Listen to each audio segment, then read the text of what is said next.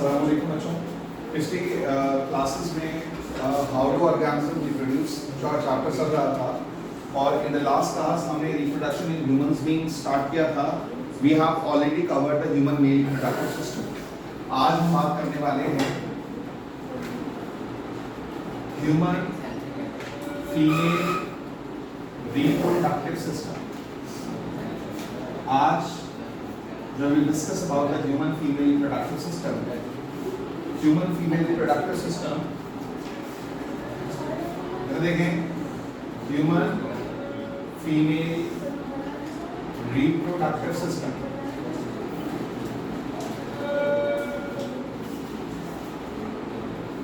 human female reproductive system में चार बड़े important components हैं। पहला है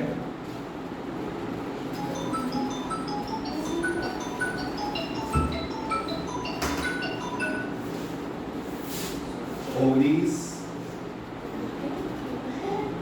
second is oviducts,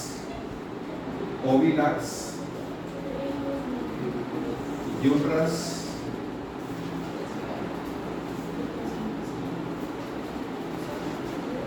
cervix,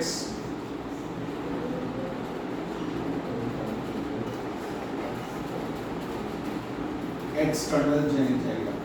These are the parts of the human female reproductive system। तो इसमें मेन ये चार अहम हिस्से हैं जो आपको कवर करने हैं, ovaries, oviducts, uterus and cervix. तो let's discuss about the human female reproductive system.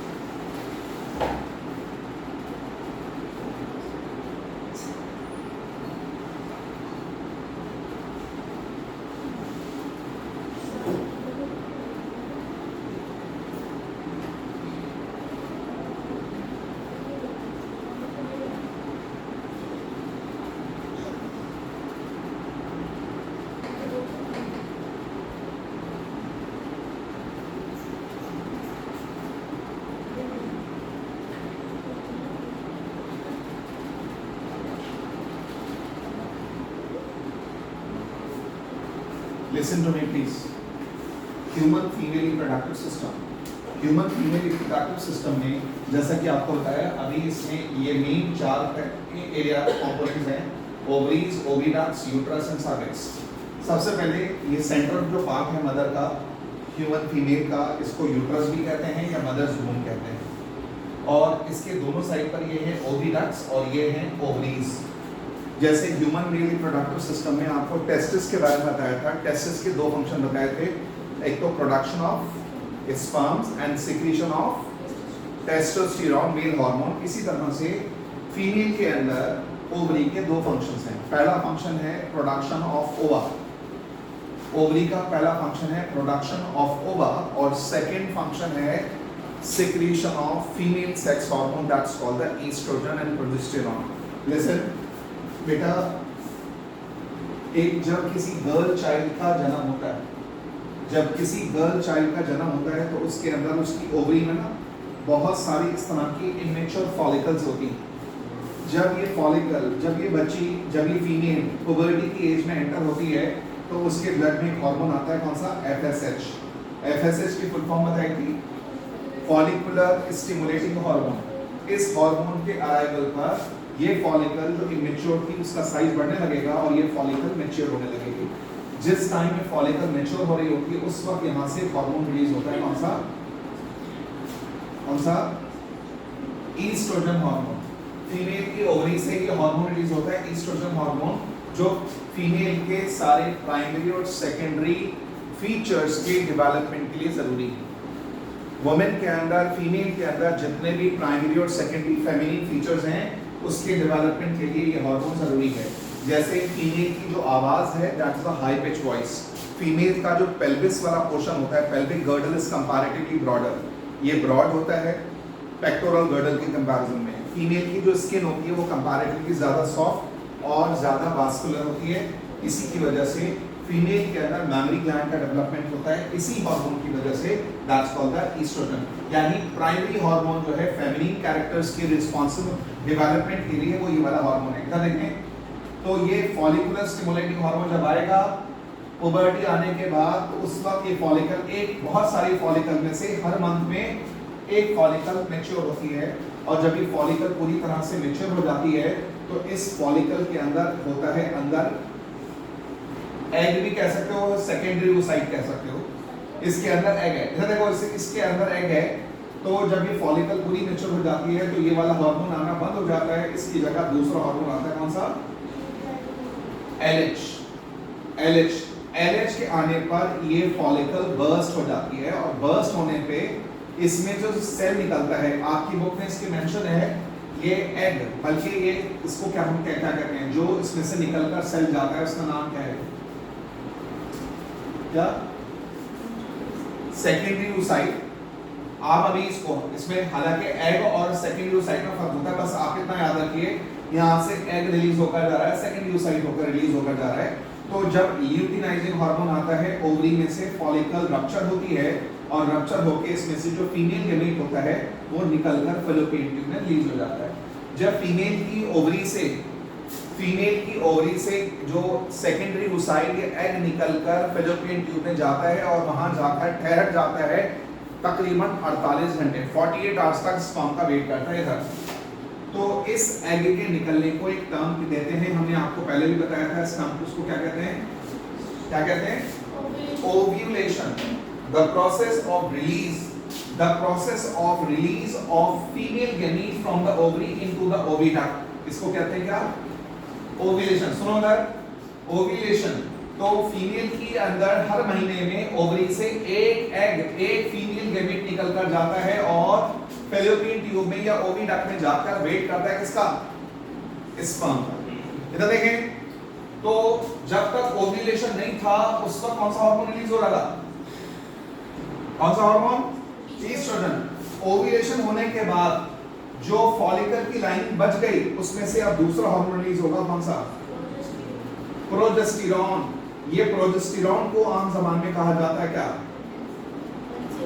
Pregnancy hormone. क्यों कहते हैं? क्योंकि ये हार्मोन जो है मदर के अंदर सारे वो कैरेक्टर्स के लिए, प्रेगनेंसी के लिए लेडी के अंदर जितने भी फैक्टर्स डेवलपमेंट के लिए जरूरी हैं वो सारे के सारे इसकी वजह से होते हैं। देखो ये प्रोजेस्टेरॉन रिलीज हुआ यहां से और ये प्रोजेस्टेरॉन जाके ना यूट्रस की जो अंदर वाली लाइन है, एंडोमेट्रियम कहते हैं इसको, सबसे अंदर वाली जो लाइन है एंडोमेट्रियम होती है, इसमें वो सारी चीजें इकट्ठी कराता है ये हार्मोन जो मदर की बॉडी में प्रेगनेंसी के लिए जरूरी है। इसमें ब्लड, एम्ब्रियो को ग्रो करने के लिए ब्लड, ग्लाइकोजन, म्यूकस, जितने भी फैक्टर चाहिए होते हैं वो सारे के सारे यहाँ पर इकट्ठे किए जाते हैं। किसकी वजह से? किसकी वजह से? प्रोजेस्टेरॉन हार्मोन की वजह से ये सारे प्रोजेस्टेरॉन हार्मोन जाकर यहाँ पर यूट्रस की इनर वॉल को तैयार करता है, इसकी लाइनिंग को थिक करता है और प्रेगनेंसी के लिए इसको तैयार करता है। तो जिस टाइम पर यहाँ पर एग रिलीज होता है उस टाइम पे ये प्रोजेस्टेरॉन रिलीज होता है। तो ओवरी के दो फंक्शन हो गए, एक उसमें से दो हार्मोन निकल रहे हैं, एक तो निकल रहा है प्रोजेस्टेरोन का ओव्यूलेशन के बाद, और ओव्यूलेशन से पहले कौन सा हार्मोन रिलीज हो रहा था? ईस्ट्रोजन हार्मोन रिलीज हो रहा था। और उसके अलावा जो फीमेल गैमीट है उसको बनाने का काम ओवरी का होता है। गर्ल्स के अंदर जन्म से जब किसी गर्ल चाइल्ड की बर्थ होती है, बर्थ के टाइम पे दो ओवरीज होती है, एक राइट साइड पर होती है, एक लेफ्ट साइड पर होती है। जब इस फीमेल के अंदर पुबर्टी का टाइम आता है, पुबर्टी आती है, तो उस फीमेल के अंदर दोनों ओवरी में से एक एक करके अल्टरनेटिवली फंक्शन होती है ओवरी। अगर इस मंथ में राइट ओवरी फंक्शन है तो अगले मंथ में लेफ्ट वाली ओवरी फंक्शन होगी, फिर राइट ओवरी फंक्शन होगी, फिर लेफ्ट होगी। इस तरह से हर मंथ में एक ओवरी यूजुअली फंक्शन रहती है। कभी कभार दोनों ओवरी भी फंक्शन हो जाती हैं और उस टाइम पर मेटिंग हो जाए तो आपको मालूम है that may lead to twins. जो मदर ट्विन बेबीज को जन्म देती हैं उसकी वजह ये है कि उनके हालांकि ट्विन्स भी अलग अलग टाइप के होते हैं, ट्विन अलग अलग टाइप के होते हैं, मोनोजाइगोटिक ट्विन्स होते हैं, डाइजाइगोटिक ट्विन्स होते हैं, कॉन्जॉइंट ट्विन्स होते हैं। लेकिन इन जनरल हर मंथ में एक ओवरी फंक्शन होगा। अगर ये ओवरी फंक्शन है, अगले मंथ में ये वाली ओवरी फंक्शन होगी, फिर ये ओवरी, इस तरह से ये चलता है। पुबर्टी आने के बाद जब किसी फीमेल के अंदर पुबर्टी आती है और पहले बार मेंस्ट्रुअल साइकिल स्टार्ट होती है, इसको क्या कहते हैं? क्या कहते हैं? मेनआर्क। पहली बार starting of the menstrual cycle in the female on the onset of puberty. Puberty आने पर किसी लेडी के अंदर, किसी फीमेल के अंदर मेंस्ट्रुअल साइकिल का स्टार्ट होना मेनआर्क कहलाता है। और किसी उसके बाद एक स्टेज आती है जब ये मेंस्ट्रुअल साइकिल हमेशा के लिए बंद हो जाती है, इसको क्या कहते हैं? मेनोपॉज। मेनोपॉज यानी मेंस्ट्रुअल साइकिल का बंद होना। मेनआर्क से पहले मेंस्ट्रुअल साइकिल जब तक स्टार्ट नहीं होती तो मेनआर्क के अंदर, मेनआर्क जो है नॉर्मली 11 टू 13 इयर्स का होता है, 11 टू 13 इयर्स, और normally it is normally 45 to 50।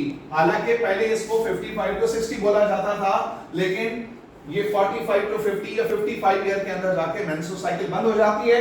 That's called the menopause. इसका मतलब ये हुआ एक फीमेल मेनआर्क से पहले कंसीव नहीं कर सकती, रिप्रोड्यूस नहीं कर सकती, और एक मेनोपॉज के बाद भी रिप्रोड्यूस नहीं कर सकती। तो उनके अंदर, लाइफ के अंदर उनके रिप्रोड्यूस करने का जो टाइम है वो मेनआर्क से लेकर मेनोपॉज के बीच में होता है। The female can only conceive between menarche and menopause. तो ओवरी का यहाँ पे बात हुई कि जन्म फीमेल के अंदर पुबर्टी आने के बाद दो ओवरी में से हर मंथ में एक ओवरी फंक्शन होगी। अगर राइट ओवरी इस मंथ में फंक्शन है, अगले मंथ में लेफ्ट ओवरी फंक्शन होगी, फिर राइट ओवरी फंक्शन होगी, फिर लेफ्ट। इस तरह से अल्टरनेटिवली ये ओवरी फंक्शन होती हैं। ओवरी के दो काम बताए, एक है production of egg, production of female gamete, और दूसरा secretion of hormone like estrogen and progesterone. ये हार्मोन जो है फेमिनिन कैरेक्टर्स के लिए रिस्पांसिबल होता है, जबकि ये वाला हार्मोन मदर की बॉडी में प्रेगनेंसी के लिए जिम्मेदार होता है। मदर की बॉडी में प्रेगनेंसी के लिए जितने भी फैक्टर्स चाहिए वो सारे के सारे इसी हार्मोन की वजह से मदर की बॉडी में अवेलेबल होते हैं। अगर प्रेगनेंसी हो जाए, फर्टिलाइजेशन हो गया, तो फर्टिलाइजेशन होने के बाद आने वाले जेस्टेशन पीरियड में, यानी 9 मंथ्स तक, 270 डेज तक ये हार्मोन कॉन्टिन्यूअसली आता रहेगा। जब तक बेबी की जन्म नहीं हो जाता, बर्थ नहीं हो जाती, तब तक ये हार्मोन रिलीज होगा। अदरवाइज अगर प्रेगनेंसी नहीं हुई तो ये हार्मोन आना बंद हो जाएगा। आगे सुनिए। तो उसके बाद ओवरी के मैंने आपको दो फंक्शन बता दिए। उसके बाद ये दोनों साइड पर यूट्रस और ओवरी को कनेक्ट करने वाली ट्यूब्स होती हैं, जिसको हम फैलोपियन ट्यूब या क्या कहते हैं, ओविडक्ट। दो डक्ट्स हैं, एक राइट पर है, एक लेफ्ट पर है। ओविडक्ट को फैलोपियन ट्यूब भी कहते हैं। फैलोपियन ट्यूब का सबसे इंपॉर्टेंट काम, ये वो पॉइंट है, ये वो जगह है जहां पर स्पर्म और एग फ्यूज होते हैं, फर्टिलाइज होते हैं। तो फर्टिलाइजेशन का काम यहां होता है। एग एंड स्पर्म का फ्यूजन, फर्टिलाइजेशन इसी जगह होता है। That's called the oviduct. So oviduct is the main part of the female reproductive system which provide a site for fertilization of egg. Fertilization इस जगह होता है, that's called the oviduct. Is that clear? इतने आप लोग उसको draw कर लीजिए। ओके, तो मैं बात कर रहा था ह्यूमन फीमेल रिप्रोडक्टिव सिस्टम में ओवरी का मैंने आपको फंक्शन बता दिया। ओवरी का फंक्शन है प्रोडक्शन ऑफ ओवा and secretion of female sex hormones. Oviducts her month में एक एग यहां जाता है और स्पर्म का वेट करता है, यही वो पॉइंट है जहां से स्पर्म का मूवमेंट होता है। स्पर्म्स का जो मूवमेंट होता है, ये मूव करते हुए स्पर्म यहां तक पहुंचते हैं और ये जाके फर्टिलाइजेशन होता है। तो ओविडक्ट का पहला फंक्शन है, it provides a site for fertilisation of egg. For mother की बॉडी में फीमेल के अंदर ओविडक्ट वो पॉइंट है जहां पर स्पर्म और एग फर्टिलाइज करते हैं, जाइगोट बनता है यहीं पर। कुछ फीमेल ऐसी होती हैं जिनकी फैलोपियन ट्यूब इतनी नैरो होती हैं, या इधर देखो ये कंडीशन होती है, अगर किसी लेडी की ट्यूब्स ऐसी हैं, इसको कहते हैं फीमेल की ट्यूब्स ब्लॉक्ड हैं। अगर ये ट्यूब ब्लॉक्ड है तो इसका मतलब जो ओव्यूलेशन होगा वो स्पर्म से फ्यूज नहीं हो पाएगा। जब वो फ्यूज नहीं हो पाएगा तो फर्टिलाइजेशन मुमकिन नहीं है, फर्टिलाइजेशन नहीं हो सकता अगर ट्यूब ऐसी ब्लॉक्ड है। तो इसलिए ओविडक्ट वो साइट है जहां से यहां पर फर्टिलाइजेशन, एग का फर्टिलाइजेशन होता है, और इसी रास्ते से जो एग है, इधर देखो, इसी रास्ते से जो फर्टिलाइजेशन होने के बाद जो जाइगोट है वो मूव करता हुआ इसकी वॉल के अंदर ना, इधर देखें सीलिया होता है, वो सीलिया इस जाइगोट को धीरे धीरे पुश करता है और ये जाइगोट जाके मदर के यूट्रीन वॉल के साथ जाके यहां जाके अटैच हो जाता है। जब ये यूट्रीन वॉल के साथ एम्ब्रियो अटैच हो जाए या जाइगोट अटैच हो जाए, इसको कहते हैं इम्प्लांटेशन।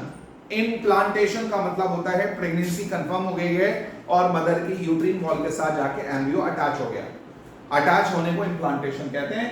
अब उसके बाद यहां पर आ गया एम्ब्रियो या जाइगोट, यहां पर आ गया, ये वो पार्ट है मदर का जिसको आम जबान में हम कौन को वोम कहते हैं, और इसका नाम है uterus. Uterus is a part of the female reproductive system which is responsible for providing accommodation and nourishment to the developing fetus till the completion of gestation period. Mother की बॉडी का वो हिस्सा, मदर की body का वो part जहां पर mother अपने ऑफस्प्रिंग को जेस्टेशन पीरियड यानी फर्टिलाइजेशन से लेकर जन्म देने तक अपनी बॉडी में उनको रखती हैं और उसको नरिशमेंट भी देती हैं, अकोमोडेशन भी देती हैं, वो इस पार्ट में जिसका नाम है यूट्रस, जिसको आम जबान में वूम कहते हैं। तो मदर्स के अंदर ये मदर का वो हिस्सा, वो पार्ट जहां पे मदर ऑफस्प्रिंग को नरिश करती हैं, नरिशमेंट देती हैं और उसको स्पेस देती हैं, अपनी बॉडी में रखती हैं, ये पार्ट है, इसका नाम यूट्रस है। यूट्रस की वॉल जो होती है ना, यूट्रस के अंदर 3 लाइनिंग होती है, कौन कौन सी? आउटर कवरिंग का नाम होता है पेरीमेट्रियम, मिडिल वाली लाइनिंग का नाम होता है मायोमेट्रियम, मायो मतलब होता है मसल्स, और सबसे अंदर वाली जो लाइनिंग है वो एंडोमेट्रियम है। एंडोमेट्रियम जो लाइनिंग होती है अंदर वाली, इस लाइनिंग के अंदर वो सारी फैक्टर्स होते हैं जो बच्चे के ग्रो के लिए जरूरी है। फीटस या एम्ब्रियो को ग्रो करने के लिए जितनी भी चीजें चाहिए वो अंदर वाली लाइनिंग में प्रेजेंट होती है एंडोमेट्रियम में। और ये एंडोमेट्रियम की जो थिकनेस होती है फीमेल के अंदर, गर्ल्स में हर पूरी मेंस्ट्रुअल साइकिल के अलग अलग फेजेस में घटती बढ़ती रहती है।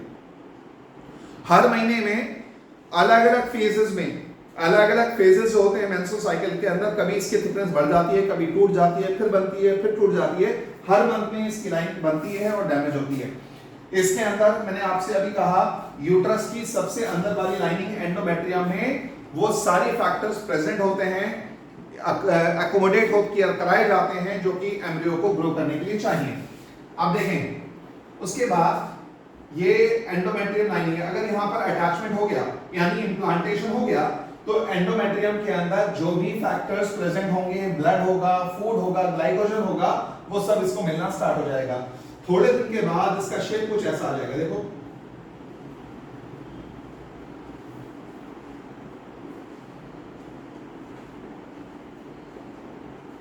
इस तरह का शेप आ जाएगा। अगर शेप की अगर हम बात करें तो इस समवॉट ये शेप जो है ना एक लीच की तरह होता है। लीच समझते हो? जैसे आपने जानते हो लीच अगर हमारी बॉडी से अटैच हो जाए तो लीच का काम है ब्लड सक करना, जोंक जिसे आप हिंदी में कहते हो, उर्दू में जोंक कहते हो। तो अगर जैसे हमारी बॉडी पे लीच अटैच हो जाए तो हमारी बॉडी से ब्लड सक करती है। इसी तरह से माँ की बॉडी में, मदर की बॉडी में जो एम्ब्रियो होता है, जब मदर की यूट्रिन वॉल के साथ अटैच हो जाता है तो ये अटैच होने के बाद ये लीच की शक्ल ले लेता है और ये लीच की तरह वहां से मदर के यूट्रस की वॉल से क्या लेता है? नरिशमेंट लेता है, सारा ब्लड यहां से जाता है। इधर देखो ये एम्ब्रियो है, तो ये अब एम्ब्रियो बनना स्टार्ट हो रहा है और इसके बाद इसके अंदर ये जो कनेक्शन है, इधर देखिए मां की यूट्रस की वॉल और एम्ब्रियो के बीच में जो कनेक्शन होता है, एक पतली सी कॉर्ड लाइक स्ट्रक्चर होता है जिसका नाम है क्या क्या कहते हैं इसको?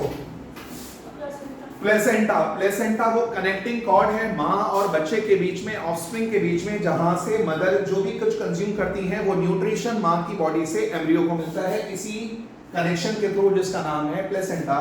अब उसके बाद धीरे धीरे इसको न्यूट्रिशन मिलता है और ये न्यूट्रिशन, सारा न्यूट्रिशन जो एंडोमेट्रियम से इसको मिलता रहता है, इसका साइज बढ़ता रहता है। साइज बढ़ने के बाद इसके ऑर्गन्स जब डेवलप कर जाते हैं, तकरीबन 4 महीने पूरे होने पर सारे वाइटल ऑर्गन्स इस बच्चे के बन चुके होते हैं।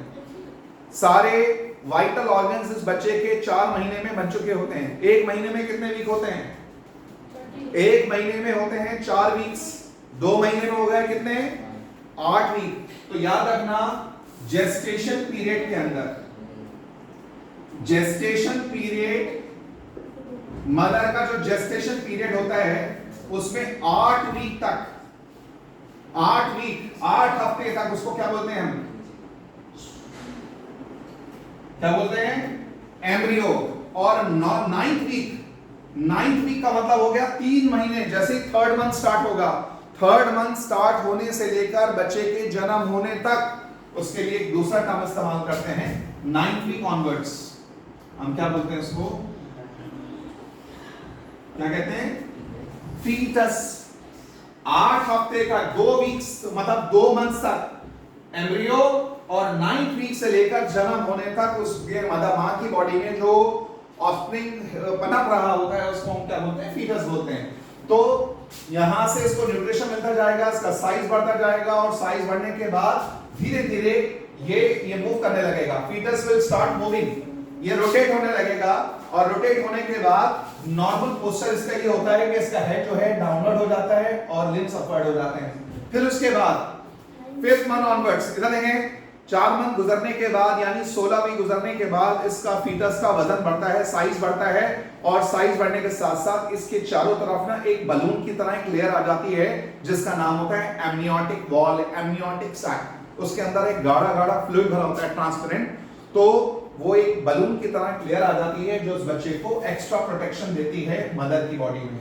फिर उसके बाद जैसे जैसे ये टाइम गुजरता है ये मदर की बॉडी में घूमना शुरू कर देता है, यानी रोटेट होने लगता है। और रोटेट होने के बाद फिर इसकी फाइनल पोजीशन ऐसी होती है कि इसका जो हेड होता है वो नीचे की साइड होता है, लिम्स अपवर्ड होते हैं। इस तरह से होते होते बच्चे का जो हेड है वो डाउनवर्ड आता है और यहाँ तक मूव कर जाता है।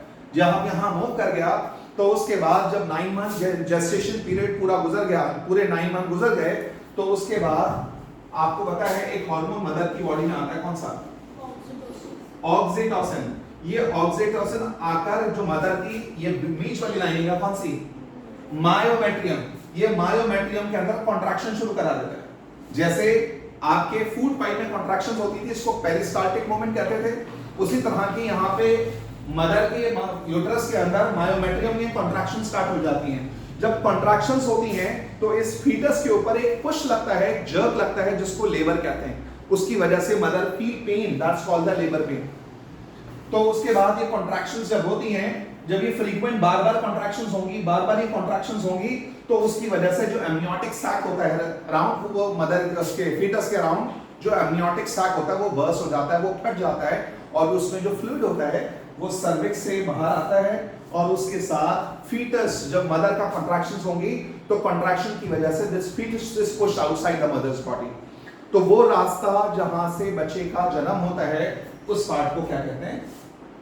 क्या कहते हैं? सर्विक्स। ये इसको सर्विक्स को आम ज़बान में बर्थ कैनाल भी कहते हैं। It is the point, it is the canal, ये जो रास्ता है, ये जो पाथ है जहां से फीटस का जन्म होता है, उस पार्ट को हम क्या कहते हैं? सर्विक्स कहते हैं या बर्थ कैनाल कहते हैं। तो ह्यूमन के अंदर, ह्यूमन फीमेल रिप्रोडक्टिव सिस्टम में you are suppose to write about 4 different parts. Ovary का फंक्शन मैंने आपको बता दिया। ओवरी का पहला फंक्शन है मदर की बॉडी के अंदर, फीमेल के अंदर हार्मोन सिक्रीट करना, ईस्ट्रोजन और प्रोजेस्टेरॉन। ईस्ट्रोजन जो हार्मोन है ओव्यूलेशन से पहले निकलता है, जबकि प्रोजेस्टेरॉन हार्मोन ओव्यूलेशन के बाद रिलीज होता है। दूसरा, उसके बाद मैंने आपको बताया इसका काम है प्रोडक्शन ऑफ ओवा, एग्स का प्रोडक्शन, फीमेल का एग का प्रोडक्शन भी ये करती है, ओवरी करती है। अगर एक मंथ के अंदर, एक ही मंथ के अंदर फीमेल की, मैंने आपसे कहा एक ओवरी फंक्शन होती है यूजुअली, लेकिन अगर दोनों ओवरी फंक्शन हो गए, ये भी फंक्शन हो गई, ये भी फंक्शन हो गई, तो एक एग इधर से रिलीज होगा, ओवुलेशन, एक ओवुलेशन इधर से होगा। और इन द मीनवाइल, इसी दौरान अगर मीटिंग हो जाती है, सेक्सुअल कांटेक्ट हो जाता है, तो ये जो स्पर्म है इधर भी जाएगा और इधर भी जाएगा, तो दो स्पर्म अलग अलग एग को फर्टिलाइज करेंगे, तो दो फैलोपियन ट्यूब में दो अलग अलग जाइगोट बनेंगे। जब दो अलग अलग जाइगोट बनेंगे तो मदर की बॉडी में दो ऑफस्प्रिंग एट अ टाइम जन्म लेंगे। इसको कहते हैं क्या? Dizygotic twins. डाई मतलब दो, दो जाइगोट से जन्म लेने वाले ट्विंस को डाइजाइगोटिक ट्विंस कहते हैं। इसमें एक बॉय एक गर्ल भी हो सकती है, दोनों गर्ल्स भी हो सकती हैं, दोनों बॉयज भी हो सकते हैं। समझ आ गई बात? ये ट्विंस कैसे जन्म लेते हैं। फिर उसके बाद मैंने आपको ओविडक्ट्स बताएंगे। ओविडक्ट्स का दूसरा नाम है fallopian tubes. Fallopian tube mother का या फीमेल रिप्रोडक्टिव सिस्टम का वो हिस्सा है जहां पर हर मंथ में एग जाकर वेट करता है, और इसी एग मदर की बॉडी में ये वो पार्ट है मदर का जहां पर स्पर्म और एग फ्यूज होते हैं। फर्टिलाइजेशन का process, it is the actual site for fertilisation. Egg का फर्टिलाइजेशन जो होता है मदर की बॉडी में इसी जगह होता है, जिसको ओविडक्ट या फैलोपियन ट्यूब कहते हैं। और इसी रास्ते से वो जाइगोट बनने के बाद गुजरकर वो मदर के यूट्रिन वॉल के साथ जाके अटैच होता है। तो एंडोमेट्रियम वॉल के साथ अटैचमेंट होता है वो इसी रास्ते से जाकर होता है। तो ओविडक्ट ये रास्ता है जहां पर फर्टिलाइजेशन भी होता है और वो एम्ब्रियो जाकर मदर की यूट्रिन वॉल से अटैच होता है। यूट्रस क्या है? यूट्रस को मदर्स वूम भी कहते हैं। ये मदर का वो हिस्सा है, वो ये मेन पार्ट है, एक कैविटी है जहां पर मदर अपने ऑफस्प्रिंग को नरिशमेंट भी देती हैं और अकोमोडेशन भी देती हैं जब तक उसका जन्म नहीं हो जाता। तो पूरे 9 मंथ्स, पूरे 270 डेज या 9 मंथ्स कहें तो सारा का सारा टाइम मदर यहाँ पर अपनी बॉडी में रहती है। और इसके गुजरने के बाद, अच्छा, जिस वक्त वो मदर की बॉडी में होता है फीटस, माँ और बच्चे के बीच में कनेक्शन है, उसका नाम मैंने अभी आपको बताया क्या है? प्लेसेंटा। प्लेसेंटा वो कनेक्शन है जिसके थ्रू माँ की बॉडी से जो न्यूट्रिशन है वो बच्चे को मिलता है। फिर उसके बाद ये जेस्टेशन पीरियड पूरा होने के बाद, यूट्रस की वॉल के अंदर कॉन्ट्रैक्शंस होती हैं मायोमेट्रियम के अंदर। कौन से हार्मोन की वजह से? ऑक्सीटोसिन हार्मोन की वजह से यूट्रस में कॉन्ट्रैक्शंस होती हैं, और कॉन्ट्रैक्शंस की वजह से जो फीटस है वो मदर की बॉडी से बाहर की साइड पुश किया जाता है और वो सर्विक्स से बाहर जन्म लेता है। इस प्रोसेस को, जन्म के इस प्रोसेस को पर्टुरेशन कहते हैं बायोलॉजी में। पर्टुरेशन जन्म के प्रोसेस के कहते हैं, वो इस रास्ते से होता है। तो cervix is a part of the mother's body, एक फीमेल रिप्रोडक्टिव सिस्टम का वो हिस्सा है जहां से बेबी का या फीटस का जन्म होता है। इस पार्ट को हम सर्विक्स या बर्थ कैनाल कहते हैं। और जो एक्सटर्नल ओपनिंग होती है उसको वेजाइना कहते हैं। वेजाइना के ऊपर एक मेम्ब्रेनस फोल्ड होता है जिसका नाम होता है, मैंने यहां लिखा है हाइमन। एक मेम्ब्रेनस फोल्ड होता है, वेजाइना के ऊपर एक मेम्ब्रेनस कवरिंग होती है, दैट्स कॉल्ड द हाइमन। तो this is all about the human female reproductive system. आपको डायग्राम भी बनाना है एग्जाम में, and you have to write about the 4 different parts: ovary, oviducts, uterus and cervix.